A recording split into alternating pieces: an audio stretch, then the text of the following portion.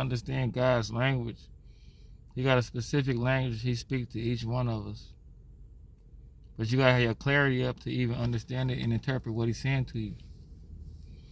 You can't have a falsified connection with him neither, because your interpretation will be off. It'll be like planting a bunch of seeds that don't grow. But like, 2025, the language that he's speaking to me and what he's telling me, and I don't know what he's telling you, but this way he tell a lot of men, since we made in the image of God.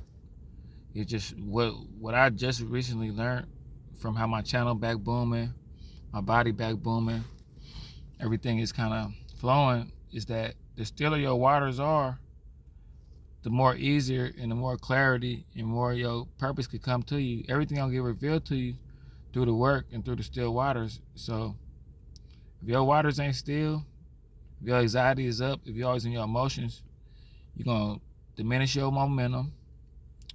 Your creativity is going to take a dip. Your health might even take a dip. And God can't help you with that. He'll give you an intuition. But say, for instance, if you're praying hard for a good situation and you see it's not happening because God, I don't want that for you, that's why I'm not helping you with that. That's why it's destroying you more and more and more that you entertain it. I can't help you with that. I can help you with this. This is what I was currently helping you with. This is the language. This is where the frequency between me and you was the highest when you was doing this. And this is where your blessings was coming down, And a blessing is like just it's something that was always in you that you unlocked. You know what I'm saying? They come down as well, but it comes down in the form of you revealing more stuff to yourself, get more fruits of labor, and him answering your prayers.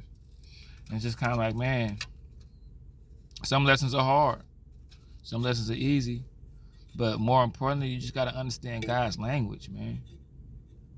A lot of people just don't understand, God's language or somebody else might be totally different for yours. But you might see something happening in somebody else's life to where you might be like, dang, that seemed like God trying to tell you something. But you got to be careful with that, because that depends on the person. Like I said, if the person's not truly connected with God, then they're going to misinterpret a lot of stuff. It's because their connection is not really there. It's not really, you have to have a real connection with God to receive what he giving you. So that's why when you see a lot of people with misinterpretations, it's because they really don't have a true connection with him. You have to have a true connection with him. You have to understand his language. If you understood his language a little bit better, you'll be responding to his language a little bit better. It ain't gonna always be pretty. God's language will put you in uncomfortable situations for you to grow. God's language is you stopping bad habits, picking up good habits. But more importantly, God's language is just his message for you and you only. Your attention got to be clear. Your clarity got to be up.